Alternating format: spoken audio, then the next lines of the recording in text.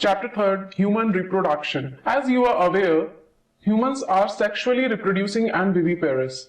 The reproductive events in humans include formation of gametes, gametogenesis, that is, sperms in males and ovum in females, transfer of sperms into the female genital tract, that is, insemination, and fusion of male and female gametes, that is, fertilization, leading to formation of zygote.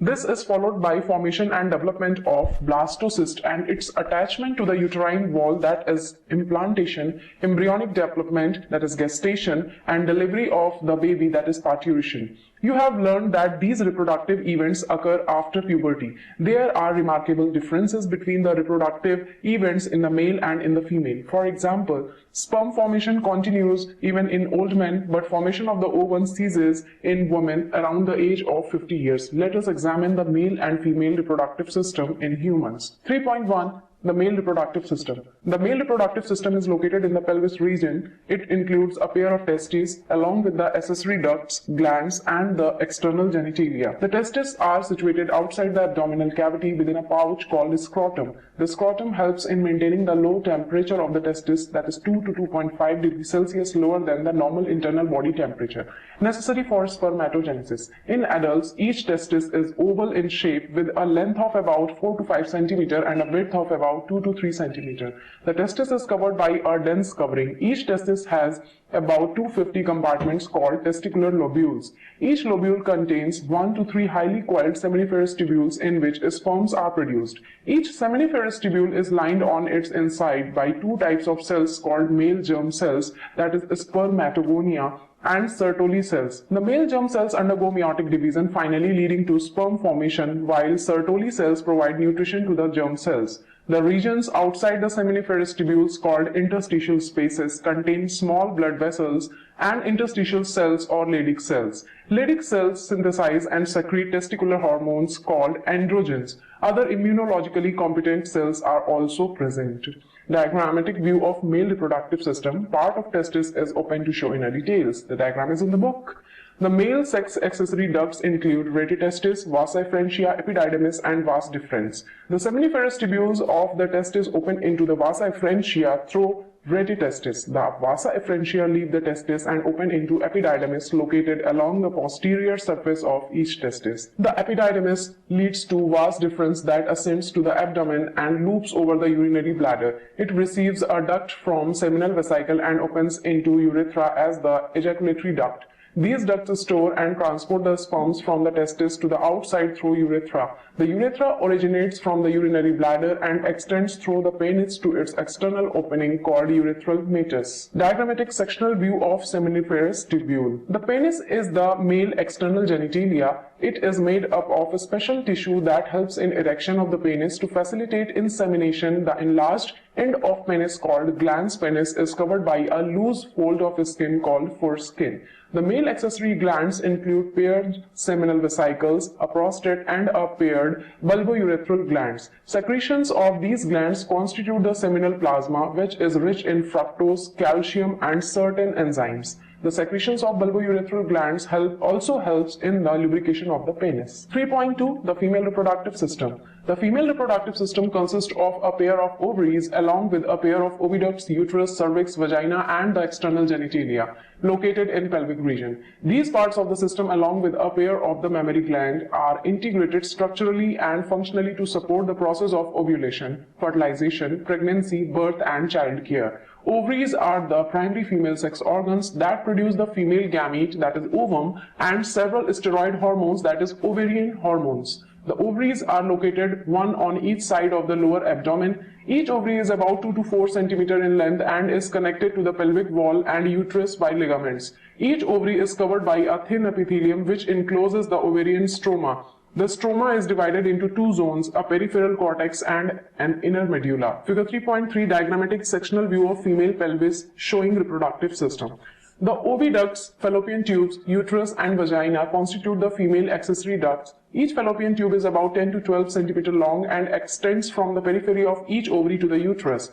The part closer to the ovary is the funnel-shaped infundibulum. The edges of the infundibulum possesses finger-like projection called fimbriae, which help in collection of the ovum after ovulation. The infundibulum leads to a wider part of the oviduct called ampulla. The last part of the oviduct, isthmus, has a narrow lumen and it joins the uterus. The uterus is single and it is also called womb. The shape of the uterus is like an inverted pear. It is supported by ligaments attached to the pelvic wall. The uterus opens into vagina through a narrow cervix. The cavity of the cervix is called cervical canal, which along with vagina forms the birth canal. The wall of the uterus has 3 layers of tissues: the external thin membranous perimetrium, middle thick layer of the smooth muscle myometrium, and inner glandular layer called endometrium that lines the uterine cavity.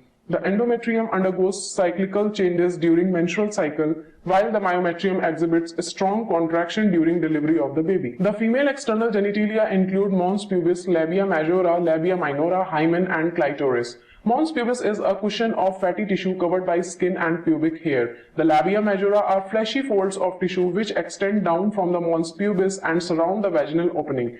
The labia minora are paired folds of tissue under the labia majora. The opening of the vagina is often covered partially by a membrane called hymen. The clitoris is a tiny finger-like structure which lies at the upper junction of the 2 labia minora above the urethral opening. The hymen is often torn during the first coitus, that is intercourse.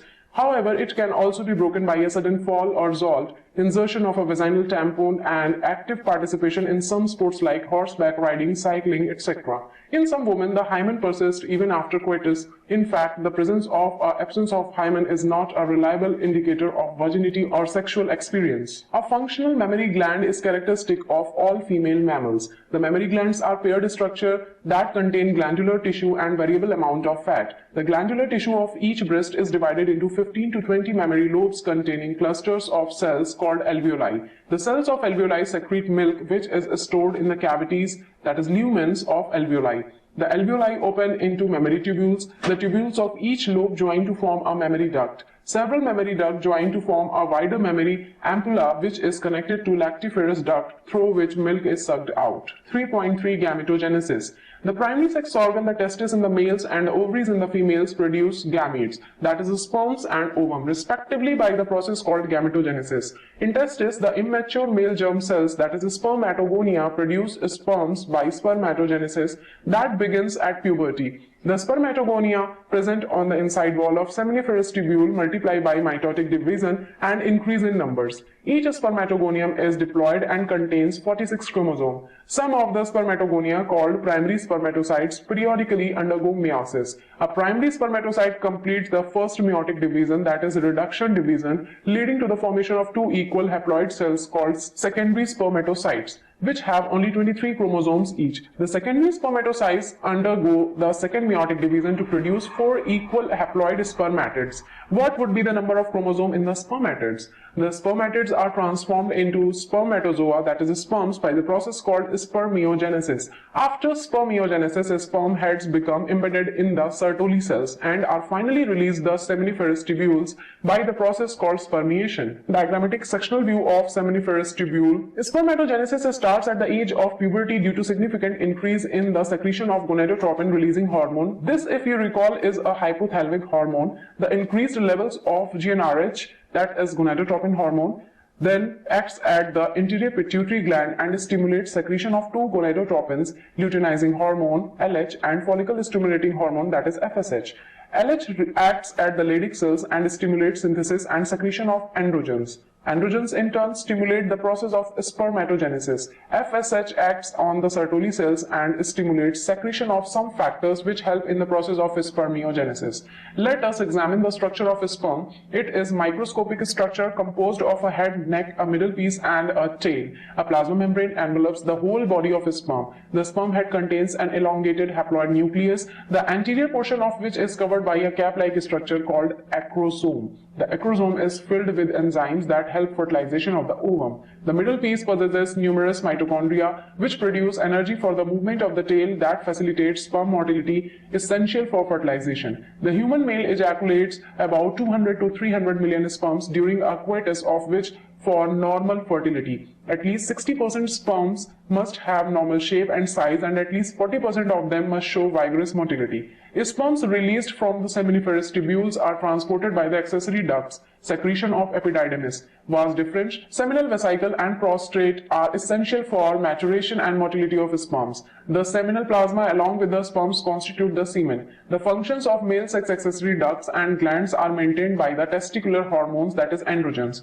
The process of formation of a mature female gamete is called oogenesis, which is markedly different from spermatogenesis. Oogenesis is initiated during the embryonic development stage when a couple of million gamete mother cells, that is oogonia, are formed within each fetal ovary. No more oogonia are formed and added after birth. These cells start division and enter into prophase first of the meiotic division and get temporarily arrested at that stage, called primary oocytes. Each primary oocyte then gets surrounded by a layer of granulosa cells and is called the primary follicle. A large number of these follicles degenerate during the phase from birth to puberty. Therefore, at puberty, only 60,000 to 80,000 primary follicles are left in each ovary.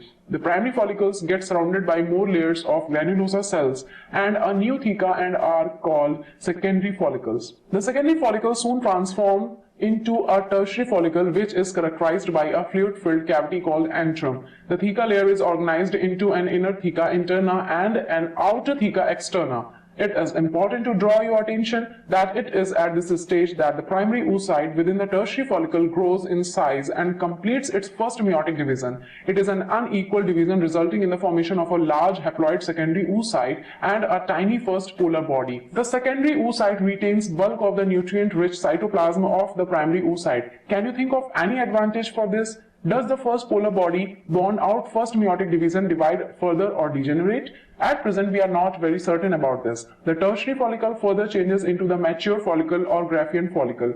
The secondary oocyte forms a new membrane called zona pellucida surrounding it. The Graafian follicle now ruptures to release the secondary oocyte, that is ovum, from the ovary by the process called ovulation. Can you identify major difference between spermatogenesis and oogenesis? A diagrammatic representation of spermatogenesis and oogenesis is given below. A schematic representation of spermatogenesis and oogenesis. That is a chart.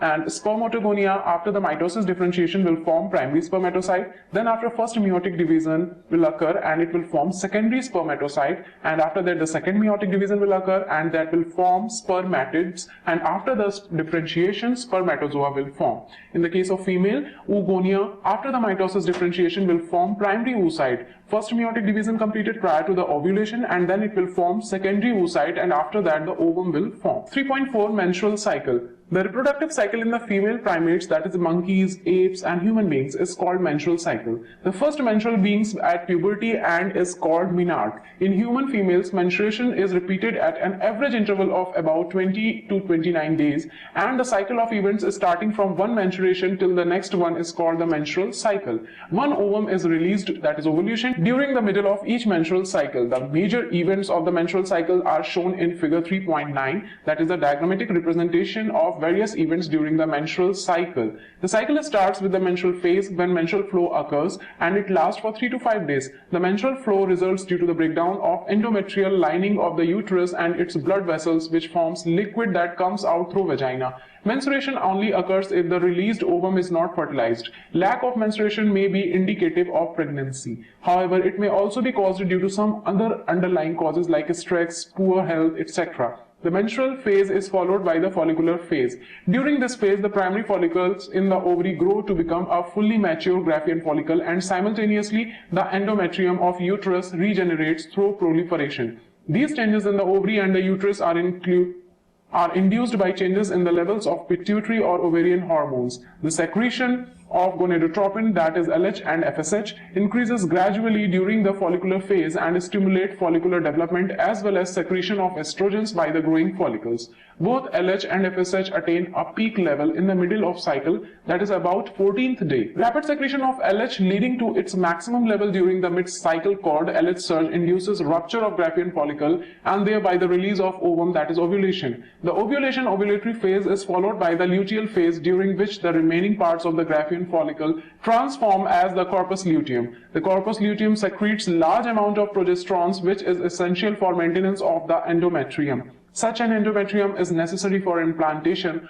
of the fertilized ovum and other events of pregnancy. During pregnancy, all events of the menstrual cycle stop and there is no menstruation. In the absence of fertilization, the corpus luteum degenerates. This causes disintegration of the endometrium, leading to menstruation, marking a new cycle. In human beings, menstrual cycle ceases around 50 years of age. That is termed as menopause.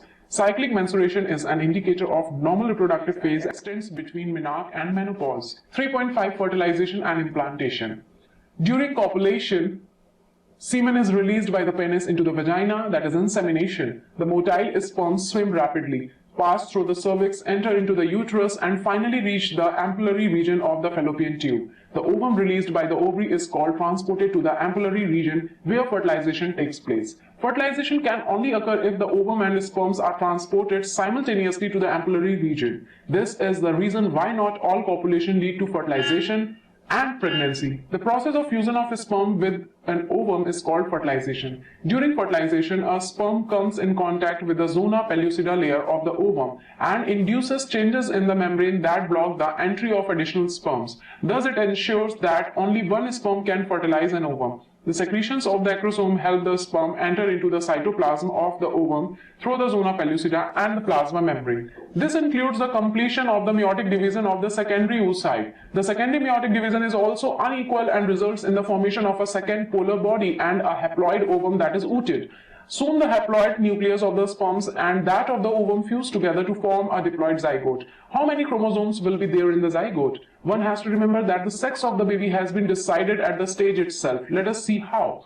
As you know, the chromosome pattern in the human female is XX and that in the male is XY. Therefore, all the haploid gametes ova produced by the female have the sex chromosome X, whereas in the male gametes sperms, the sex chromosome could be either X or Y. Hence, 50% of sperms carry the X chromosome while the other 50% carry the Y. After fusion of the male and female gametes, the zygote would carry either XX or XY, depending on whether the sperm carrying X or Y fertilized the ovum. The zygote carrying XX would develop into a female baby and XY would form a male. You will learn more about the chromosomal patterns in chapter 5. That is why scientifically it is correct to say that the sex of the baby is determined by the father, not by the mother. The mitotic division starts as the zygote moves through the isthmus of the oviduct called cleavage towards the uterus and forms 2, 4, 8, 16 daughter cells called blastomeres. The embryo with 8 to 16 blastomere is called a morula. The morula continues to divide and transform into blastocyst as it moves further into the uterus. The blastomeres in the blastocyst are arranged into an outer layer called a trophoblast and an inner group of cells attached to trophoblast called the inner cell mass. The trophoblast layer then gets attached to the endometrium and the inner cell mass gets differentiated as the embryo. After attachment, the uterine cells divides rapidly and covers the blastocyst. As a result, the blastocyst becomes embedded in the endometrium of the uterus. This is called implantation and leads to pregnancy. 3.6 Pregnancy and embryonic development. After implantation, finger-like projections appear on the trophoblast called chorionic villi, which are surrounded by the uterine tissue and maternal blood. The chorionic villi and uterine tissue become interdigitated with each other and jointly form a structural and functional unit between developing embryo, fetus, and maternal body called placenta. The placenta facilitates the supply of oxygen and nutrients to the embryo and also removal of carbon dioxide and excretory waste materials produced by the embryo. The placenta is connected to the embryo through an umbilical cord which helps in the transport of substances to and from the embryo. Placenta also acts as an endocrine tissue and produces several hormones like human chorionic gonadotropin HCG, human placental lactogen HPL, estrogen, progestrogens, etc. In the later phase of pregnancy, a hormone called relaxin is also secreted by the ovary. Let us remember the HCG, HPL and relaxin are produced in women only during pregnancy. In addition, during pregnancy, the levels of other hormones like estrogens, progestrogens, cortisols, prolactin, thyroxine, etc. are increased several folds in the maternal blood. Increased production of these hormones is essential for supporting the fetal growth, metabolic changes in the mother and maintenance of pregnancy. Immediately after implantation, the inner cell mass, that is embryo, differentiates into an outer layer called ectoderm and an inner layer called endoderm. A mesoderm soon appears between the ectoderm and the endoderm. These three layers give rise to all tissues, that is organs in adults. It needs to be mentioned here that the inner cell mass contains certain cells called stem cells which have the potency to give rise to all the tissues and organs. What are the major features of embryonic development at various months of pregnancy? The human pregnancy lasts 9 months. Do you know for how many months pregnancy lasts in dogs, elephants and cats? Find out. In human beings, after 1 month of pregnancy, the embryo's heart is formed. The first sign of growing fetus may be noticed by listening to the heart sound carefully through the stethoscope.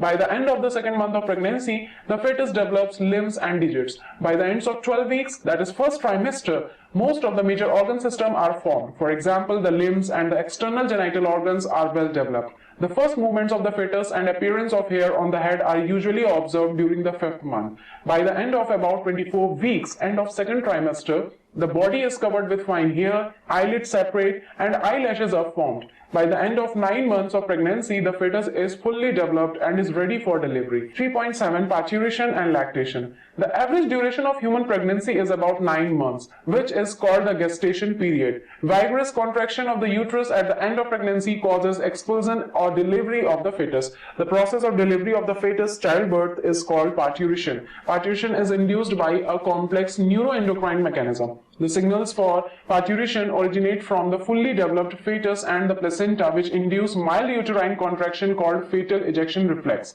This triggers release of oxytocin from the maternal pituitary. Oxytocin acts on the uterine muscle and causes a stronger uterine contractions, which in turn stimulates further secretion of oxytocin.